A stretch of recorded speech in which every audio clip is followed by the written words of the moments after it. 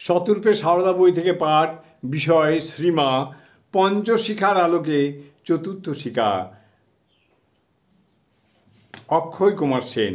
পরবর্তী এবং শেষের অংশ।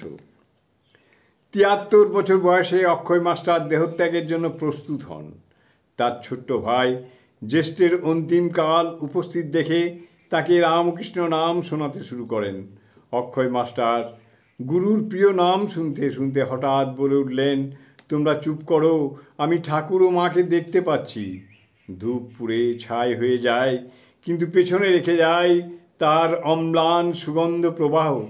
অক্ষয় মাস্টার কবে চলে গেছেন তার নশ্বর দেহটি রেখে এই মর্তের মাটিতে, কিন্তু তার জীবন সাধনা আজও ছড়িয়ে দিচ্ছে ধূপারতির মধুর গন্ধরাশি।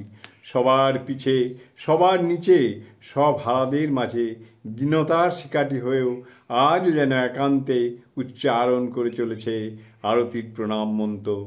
জয় জয় শ্রীমাতা জগৎ জননী, রামকৃষ্ণ ভক্তিদাত্রী চৈতন্যদায়িনী, জননীং শারদাং দেবীং রামকৃষ্ণং জগদ্গুরুং পাদপদ্মে তয়ো শ্রিত্বা প্রণমামি মুহুর্মুহুঃ।